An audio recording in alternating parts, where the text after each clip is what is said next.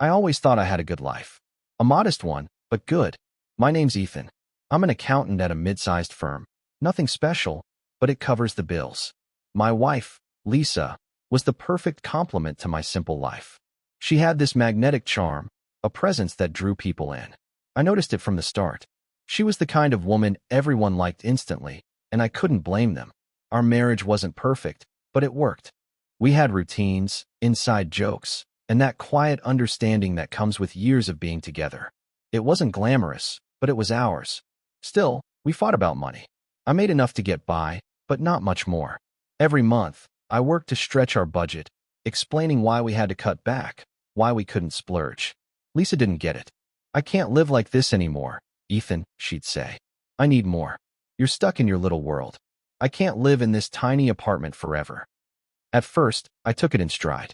I'd tell her things would get better, that we just needed time. But the words kept coming, sharper each time. "You're so focused on being frugal," she'd say. "It's embarrassing. I want something more than this." I didn't argue much. I thought we'd figure it out. But things only grew worse. She started dressing differently, more stylish, more expensive, and the bags of new clothes began piling up. I'd find them, still with the tags on, and I'd tell myself she deserved it. But I couldn't ignore the fact that our budget didn't add up to her spending habits. Her frustration with my salary became more obvious. I'd come home after a long day, and there she'd be, sitting at the kitchen table, eyes cold. She'd say things like, "You're not even trying to make more money. You're just okay with being mediocre." "I'm doing the best I can," I'd reply, but the words always felt weak, like I was defending myself in a battle I hadn't started. "You could do more," she'd snap. "You don't even try? You're content with this." It hurt, but I didn't argue back. The silence between us grew. She was right, in some ways. But I couldn't change my job on a whim, and she couldn't seem to understand that. Then one night, after one of those arguments, she left. Just like that. No explanation. No warning. She took the weekend, and I was left with the empty apartment, the silence, and the weight of her words hanging over me. I didn't know it then, but that silence, that sudden absence, was a sign I'd missed. A sign of something I wasn't ready to see. The weekend she was gone, I stayed at home, pacing, lost in my own thoughts. I was still reeling from our last argument, the hurt lingering like a weight in my chest. I tried to focus on work, but the distractions were too much. I kept thinking about Lisa.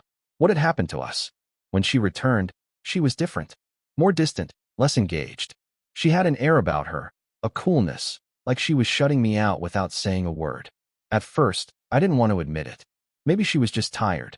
Maybe she needed space. I didn't want to question her. But I couldn't shake the feeling that something had changed. We had dinner that night, awkwardly sitting across from each other. She didn't talk much. I asked her about her weekend, trying to fill the silence. "Just spent some time with a friend," she said, her voice flat. I didn't press her. Maybe I should have, but I didn't. The next few weeks followed the same pattern. More silence. More distance. We argued more often about money, about my job, but the heart of it wasn't about that anymore. It felt like she was looking for something else, something I couldn't give her. It wasn't just the lifestyle she craved, it was something deeper. One evening, after another tension-filled dinner, I caught her texting under the table. Her eyes flicked nervously, and I knew something wasn't right. I wanted to ask her who she was talking to, but I didn't. I couldn't bring myself to do it. Instead, I tried to push the suspicion down, telling myself I was overthinking things. Maybe it was just a friend.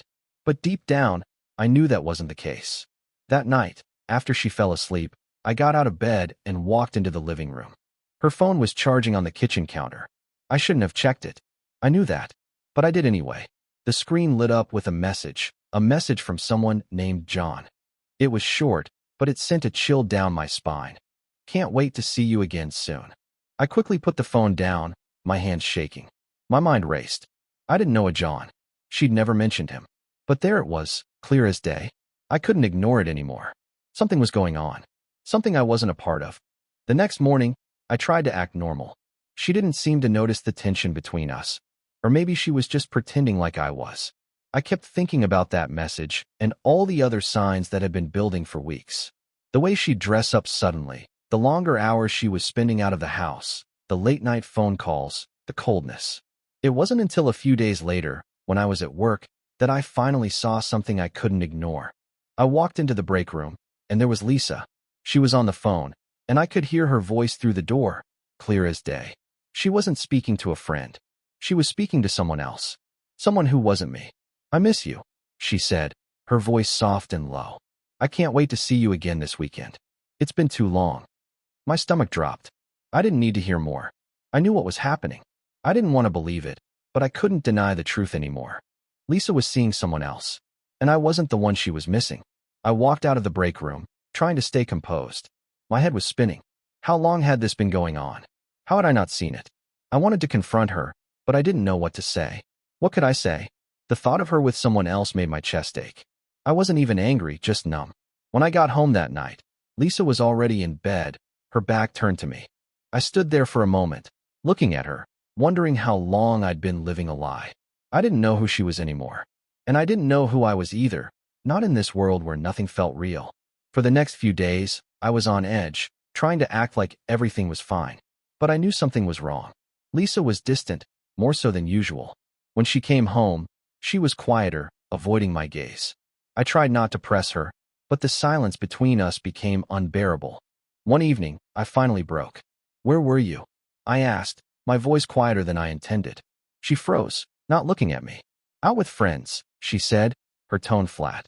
"You're gone a lot lately," I said, trying to keep calm. "We don't see much of each other." She turned then, meeting my eyes. "Is that a problem?" I paused. "I don't know. It just seems different." She took a deep breath, then shot back. "Maybe you should worry less about my life and more about your own." I was stunned. It wasn't like her to speak to me like that.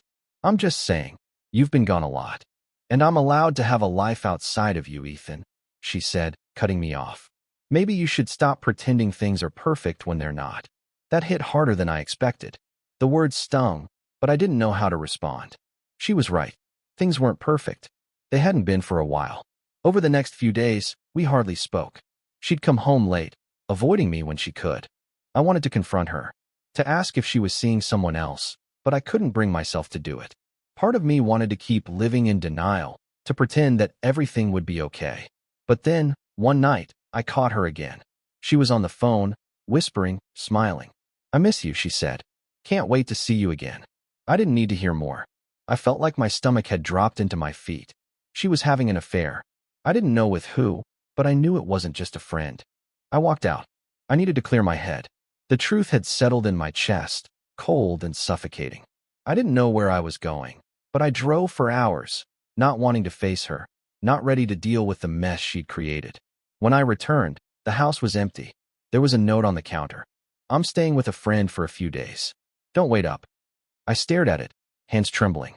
I knew, but the worst part was, I still didn't know who. Who was the man? Who was the one she'd rather be with? I didn't have answers, just more questions. And I wasn't sure I was ready to find out. Days passed, but Lisa never came back. The apartment felt empty, even when I was there. I couldn't stop thinking about her absence, about where she was, what she was doing, who she was with. She texted me once, saying she needed time to think, but that was it. Nothing more. No explanation, no reassurance. Just silence. I spent most of my time in the apartment, pacing, trying to figure out what had gone wrong. I knew something was off, but I couldn't piece it all together. I kept replaying the phone calls, the secretive texts, the distance between us. Each time I thought about it, my stomach tightened. I wasn't stupid. I knew she wasn't with a friend. She was with someone else. I tried to focus on work, but it was impossible. Every time my phone buzzed, I hoped it would be her. It never was. My coworkers checked in, but they didn't know. They didn't see the cracks in my life that were widening every day. Then, after a few more silent days, she sent me a message. "I'm coming home tomorrow. Let's talk." I stared at the screen, heart pounding. I wasn't sure I was ready to hear it, but I knew I had no choice. I needed to know what was really happening. The next evening, she came home. Her eyes were tired, like she hadn't slept. She stood in the doorway for a moment, like she wasn't sure if she should come inside. The tension was thick. "I don't know what to say, Ethan," she said, her voice flat. "I don't know how to fix this." "Then tell me what happened," I replied, trying to keep my calm. "Is it about money? About the job? What?" She shook her head quickly. "No, it's not that." "Then what is it?" I pushed, feeling something shift inside me. You're seeing someone else, aren't you? Her eyes dropped, her lips tightened. She didn't answer right away, but I could already feel the truth hanging between us. I didn't mean for it to happen, she said quietly. But I've been unhappy for a long time, Ethan. I don't want this life anymore. My heart sank, the words cutting deeper than I expected. So you're just walking away? I asked, voice rising. You don't care about how this affects me? I never wanted to hurt you, she said, her voice shaky. But I can't keep pretending things are fine when they're not. I stood up, pacing the room. Who is he, Lisa? I demanded, the frustration bubbling to the surface. Who is the guy? She flinched, but still didn't speak. I could feel her avoiding my eyes, and I knew it was pointless to press further. I already knew the answer. She wasn't just unhappy with me, she was with someone else. She finally spoke again, voice barely above a whisper. It's not like you think, Ethan. You wouldn't understand. I felt anger rising. I don't need to understand. Just tell me who he is. Who is the man you've chosen over me? She stared at the floor, her lips trembling. The silence stretched between us, and in that moment, I realized something. I wasn't even angry at her anymore. I was angry at myself. I had let this happen. I had ignored the signs, the warnings. I'd let her drift away, piece by piece. But the question still haunted me. Who was he? Who was the man who could take my place so easily? I wanted answers, but I didn't get any. Lisa didn't give me a name. And as much as I needed it, I was starting to wonder if it even mattered anymore. I'd already lost her. Days passed, but Lisa never returned home. The apartment felt like a ghost town, and I couldn't escape the feeling that something was slipping further away from me. I tried distracting myself with work, but every free moment was filled with thoughts of her, where she was, who she was with. It felt like I was waiting for an answer, but there was nothing. Then, one evening, I saw him. I didn't recognize him at first. I was walking down the street when I spotted Lisa standing outside a cafe, talking and laughing with a man I didn't know. He was tall, well-dressed, confident. Their conversation didn't seem casual. It was the kind of easy, intimate laugh shared between two people who were close. They were enjoying each other's company, like I used to enjoy hers. I froze. My stomach dropped. The weight of it hit me. She was with someone else. I didn't know who he was, but I knew enough. She was happy with him. The kind of happy I hadn't seen in months, maybe years. I couldn't bring myself to walk closer. I just stood there, watching them. I felt small, invisible, like I didn't belong in their world. After a few moments, I turned around and walked away, my feet carrying me without thought. But my mind couldn't stop replaying what I'd seen. The man wasn't just someone she was talking to. He was someone she was with. He had everything I couldn't give her: wealth, confidence, the lifestyle she wanted. The next day, I returned home. Lisa was sitting on the couch, looking like she was waiting for me. The tension between us had already stretched too far to be ignored.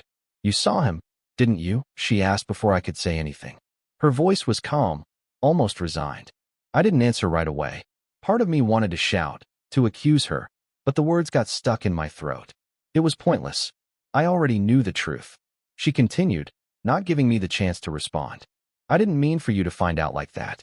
But I'm not sorry, Ethan. I've been unhappy for too long, and I can't keep pretending. I don't want this life anymore. It hit harder than I expected. I thought I had prepared myself for this, but the words still knocked the wind out of me. She was gone, mentally, emotionally, and now physically. Who is he? I finally asked. Who's the guy? She didn't flinch. His name is John. We're seeing each other. The name stung, but I didn't feel anger, not right away. I had seen enough to know. The man wasn't a replacement. He was everything I wasn't.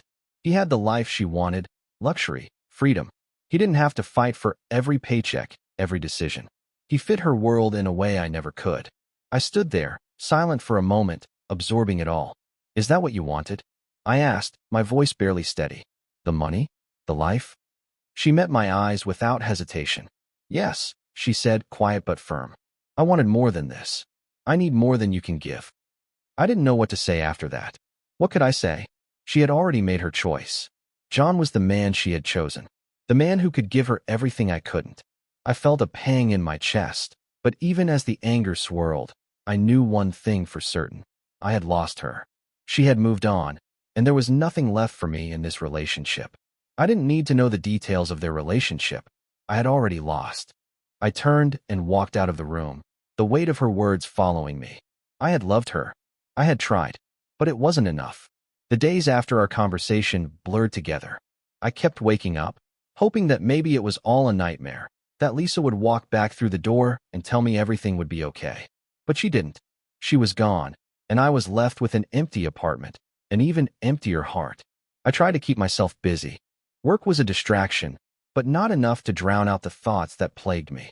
I'd come home each day, and the silence would hit me like a brick wall. I'd sit in the living room, staring at the same spot on the wall where I'd once felt comfort. Now it was just an overwhelming reminder of what was missing. Lisa's things were still here, scattered around the apartment. Her perfume lingered in the air. The clothes she'd left behind still hung in the closet. Her absence was everywhere, yet she felt so far away. And I kept thinking about John, about the man who had taken my place in her life. I didn't know much about him, but the more I thought about it, the more I realized I wasn't sure I wanted to know. I wanted to move on. I tried, I really did. I picked up a few extra shifts at work. I even went out with some friends one night, hoping to distract myself, but it wasn't the same. I'd look at them, laughing, talking about their lives, and it felt like I was watching them through glass. I wasn't part of the world I used to be in. I was an outsider in my own life. Then one night, I found myself at a bar. I hadn't planned on going there, but the urge to do something, anything, to fill the void was too strong. I sat at the counter, nursing a drink, when someone sat next to me. I didn't even look up at first. "You look like you've got the weight of the world on your shoulders," the man next to me said, his voice casual. I glanced over, and he gave me a half-smile. I shrugged. Maybe I do. He didn't press for details, which I appreciated. He just nodded and took a sip of his drink. But I could feel his eyes on me, watching me. I turned my gaze toward the door, half expecting to see Lisa walk in, but of course, she didn't. "I know what it's like," the man said after a long pause. "To feel like you've lost everything." I nodded, trying to keep my voice steady. "I don't even know who I am anymore." He paused again, his fingers tracing the rim of his glass. "You're still you. It just feels like you've lost yourself for a while." It felt like the words were aimed directly at me, and they hit harder than I wanted to admit. But I wasn't ready to open up to a stranger, so I just sat there, pretending to listen, pretending that the thoughts swirling in my head weren't consuming me. The man eventually left, but I stayed, staring into the glass. The loneliness felt suffocating. No one understood. No one knew what it was like to have your entire world shift overnight. It was late when I finally dragged myself home, but I couldn't sleep. I tossed and turned in bed, the quiet space next to me serving as a constant reminder of Lisa's absence. I wondered what she was doing. Was she thinking about me? Was she happy with him? I couldn't escape the thought of her with John. It wasn't jealousy, not anymore. It was resignation. I had been replaced. And no matter how much I wanted to deny it, I knew I couldn't go back. There were moments when I wanted to scream, to demand answers from her, to ask her what went wrong. But I knew it wouldn't change anything. I was no longer a part of her life, and I couldn't force myself back in. The hardest part wasn't losing her. It was realizing that the life I thought we had was nothing more than a shattered reflection of what I wanted it to be. I had built this illusion of who we were, who I thought we were, and now it was gone. I didn't know where to go from here. But for the first time, I started to accept that maybe I wasn't meant to know the answers. Maybe I just had to learn how to live without them. The days blurred together. I tried to keep busy, but nothing worked. I'd wake up, go to work, and return to the same empty apartment, where silence greeted me like an old friend. Lisa was gone, and there was no pretending otherwise.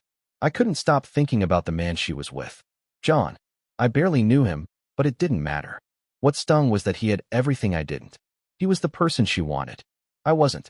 Then, one afternoon, I got a message from Lisa. "Can we talk?" I stared at the screen for a while, my heart pounding. I hadn't heard from her in days. Part of me wanted to ignore it, but I knew I couldn't. I needed to hear it from her. I replied, "What about?" The reply came almost immediately. "I need closure. For both of us." I didn't know what that meant. Closure? Wasn't everything already clear? But I agreed to meet, figuring it was the only way to put an end to this. We chose a cafe we used to visit. It felt strange, like stepping into a memory that no longer belonged to me. When Lisa arrived, she looked different. Calmer, almost lighter. It made my chest tighten. She sat down slowly, her gaze on me, like she was waiting for me to say something. I wasn't sure what to say. I'm sorry, Ethan, she began. For everything. For how things ended. I didn't handle it well. I blinked, surprised by the apology. I hadn't expected it. But hearing her say it didn't make the hurt go away. Sorry. I repeated, my voice tight. You're sorry. I am, she said. I wasn't fair to you. But I had to make a choice for myself. I was miserable. I needed more than what we had. And I think I found it. I clenched my fists under the table, trying to keep my cool. With him? I asked, my voice barely audible. She nodded. Yes. With John. I wanted to scream, to tell her how much this hurt. But I didn't. I just sat there, absorbing the weight of her words. She wasn't coming back. And she had already moved on. I'm not asking you to forgive me, she continued, her eyes sad but resolute. I just want you to understand that it wasn't about you not being enough. It was about me needing something else, something more than what I could find here. I could feel the anger rising, but I held it in. So, you've already moved on. She nodded again.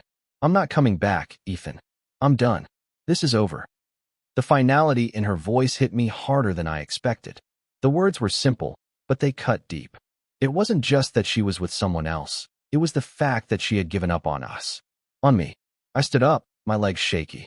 Goodbye, Lisa, I said, my voice steady even though everything inside me was falling apart. I didn't look back as I walked out of the cafe. There was nothing left to say. I realized then that I didn't need her to tell me everything was over. I already knew. I walked out of the cafe, the weight of her words sinking in with every step. It was over. She was gone. There was no fighting it anymore. I had spent so much time convincing myself that somehow we'd figure it out, that the pieces of us would come back together, but that was a lie. The truth was simple. She'd chosen a different life, and I wasn't part of it. The air outside felt colder than it should have been for early spring. I wrapped my jacket tighter around me, not really paying attention to where I was walking. I didn't want to be in that cafe, in that city, in that life anymore. But where was I supposed to go? What was I supposed to do with all the emptiness inside me? I drove aimlessly for a while, just needing to be away from everything. My thoughts were a whirlwind. I kept seeing her face, hearing her voice, remembering all the moments we had once shared. How did everything slip away so easily? Was it all just a lie? A carefully constructed illusion that had crumbled at the first sign of dissatisfaction? The road stretched out ahead of me, endless and lonely, just like how I felt. I wasn't angry anymore. I wasn't bitter. I had been angry, sure, but it was a hollow kind of anger. There was no one to be angry at. Lisa had made her choice, and maybe, deep down, I had known she would. I just hadn't been ready to admit it. When I finally returned home, it was dark. I sat in the car for a while, staring at the apartment building, wondering how I could go inside. It felt like entering a ghost house. The apartment had been our home. Now it felt like a prison. I dragged myself up the stairs, my feet heavy, my mind even heavier. The apartment was quiet, too quiet. It hadn't changed, but I had. I sat down on the couch, staring at the empty space beside me. I kept expecting Lisa to walk through the door. I kept expecting her to come back and apologize, tell me it had all been a mistake, that she loved me, that we could fix things. But I knew that was never going to happen. The truth was, Lisa wasn't the person I thought she was. I had been living with a version of her that no longer existed. I ran my hands through my hair, trying to shake the thoughts loose. The worst part wasn't losing her. It was realizing that she had already moved on. And I hadn't. Not yet. The following days passed in a blur. I went to work. I ate, slept, but nothing felt real anymore. I had no direction, no purpose. I kept hoping things would go back to normal, that I'd wake up and find everything fixed. But that didn't happen. I started avoiding people, friends, coworkers, anyone who might ask how I was doing. I didn't want to lie, but I didn't want to say the truth either. How could I explain this mess? How could I tell people that the woman I thought I was going to spend my life with had left me for someone else? One evening, I went for a walk. It had been a few weeks since the cafe meeting, but the pain still lingered, as if time couldn't heal it. I passed a park and sat on a bench, just looking at the dark sky. It was hard to explain, but I felt like I was watching my own life from a distance. It was like everything I had worked for, everything I thought I understood about myself and love, had crumbled to dust. I thought about Lisa. I thought about John. I thought about how she had chosen him because he could give her the life I couldn't. And I wondered if I could ever find the strength to rebuild mine. But that's the thing about grief, it doesn't have a timeline. You don't just wake up and decide to be okay. Sometimes you have to walk through it, step by step. I didn't know how long it would take, but I knew one thing. I couldn't keep living in the past. I couldn't keep holding on to someone who had already moved on. The only thing left for me now was to start again. And I had no idea where to begin. The days slowly drifted by, each one blurring into the next. Work felt like a distraction, but it never quite filled the empty space. I went through the motions, but the weight of Lisa's absence still lingered. I wasn't angry anymore, just numb. I was still processing what had happened, but it wasn't consuming me the way it once did. I started walking again, taking the same routes, but something had changed. The streets, once filled with memories of her, now felt less heavy. I walked past the park where we'd spent hours, and for the first time, I didn't feel the need to linger or wish for a past I couldn't have back. The bench we used to sit on didn't hold any special meaning anymore. It was just a bench. That night, I found myself sitting on it, just breathing, feeling the air around me. It wasn't a breakthrough, but it felt like a shift. The space next to me, once reserved for Lisa, was now just empty air. And for the first time in a long time, that didn't hurt. I realized something. I was starting to let go. It wasn't easy, but I was starting to accept that she had moved on. I hadn't yet, but I was getting there. Slowly. The next day, I made some small changes. I started going back to the gym, picking up running again. I cooked meals for myself, things I liked. Nothing spectacular, but it was a way of reclaiming some part of me that had been lost during the months of pretending everything was fine. I didn't reach out to Lisa. Part of me wanted to confront her, to ask why, but I knew it wouldn't give me the answers I needed. The reality was, she wasn't coming back, and the more I thought about it, the less it mattered. What mattered was what I did next. Then, something unexpected happened. I ran into Dave, an old friend from college, at the grocery store. We'd lost touch over the years, but there he was, standing right in front of me. We caught up quickly, exchanged numbers, and talked about the past. For the first time in months, I felt like I had a connection that wasn't tangled with heartbreak. After we parted ways, I stood there for a moment, processing. It was strange how something so small could feel like a step forward. It reminded me that there was still life outside of my memories with Lisa. There were friends, experiences, and pieces of my world that didn't involve her. Later that night, I came home and started sorting through things. The trinkets, the pictures, the small reminders of her, they all had to go. I hadn't been ready before. I'd kept them around thinking they would help me find closure, but I realized I was just holding on to the past. Letting go wasn't about erasing her. It was about making room for something new. As I threw away the things that no longer belonged, I felt lighter. The past didn't define me anymore. I was finally starting to let go. I didn't have it all figured out, but I knew one thing. I was moving forward, slowly but steadily. And that was enough for now. Weeks passed, and the world around me slowly began to shift. I didn't feel like the same person I was when Lisa left, but I didn't feel like the broken man I had been, either. It was like I was rebuilding, one small piece at a time, though I wasn't sure who I was becoming just yet.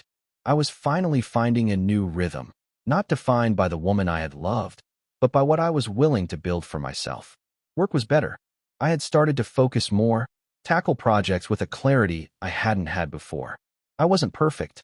I still had moments when I'd think of her, when the quiet of my apartment would press down on me, reminding me that she wasn't coming back. But it wasn't the crushing weight it had once been. It was just life now. One day, I was sitting at my desk, mind drifting between numbers, when I got a text. I didn't recognize the number, but the message made my stomach drop. "Hey, Ethan. It's Lisa. I need to talk." For a second, I just stared at the screen, the words replaying in my head. I hadn't expected this. I wasn't sure what I wanted out of it. Closure, answers, maybe a final piece to put everything to rest. But deep down, I knew I didn't need anything from her anymore. She had made her choice, and I had made mine. Still, I couldn't just ignore it. "Sure," I typed back. "Where?" She suggested a coffee shop we'd frequented, one of those places that still felt a little like ours. But I wasn't the same person who had sat there with her, waiting for the future. I was someone else now. The next morning, I found myself walking to the cafe, the familiar scent of coffee and pastries filling the air as I entered. I saw her sitting at a table near the window, looking older, different somehow. She wasn't the same either. I sat down across from her, not sure what to expect. "I didn't expect you to reply," she said softly. almost apologetically. Yeah, well, you said you wanted to talk. I wasn't sure what I felt, but I felt a calmness I hadn't anticipated. No anger, no bitterness, just a quiet understanding that the past was over. I've been thinking a lot about everything, she continued, her voice low. I never meant to hurt you, Ethan, but I think I made a mistake. A part of me wanted to react, to yell at her, to say everything I'd kept bottled up. But the truth was, I had already let go. The man I was, the one who had been so desperate to hold on to her, was gone. What I had now was acceptance, not revenge. I know, I said. You did what you needed to do, and so did I. She looked at me, her eyes searching mine for something. I didn't know what she wanted me to say, but I couldn't give her the answer she was looking for. I don't regret leaving, she said quietly. But I do regret how I left.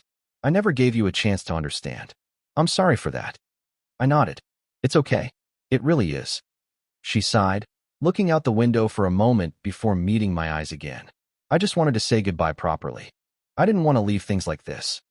Goodbye already happened, I said, a small smile tugging at the corners of my mouth. But I'm glad you're at peace. For a moment, we sat there in silence. It wasn't uncomfortable, but it wasn't anything more than what it was. Just two people who had shared something and moved on from it. Finally, she stood up, and I followed her to the door. Take care, Ethan, she said softly. You too, I replied. And that was it. As I watched her walk away, I felt nothing. No regret. No longing. Just the quiet certainty that everything had ended the way it was supposed to. There was no more pain, no more questions. There was just space to breathe. And for the first time in months, I felt like I was finally free.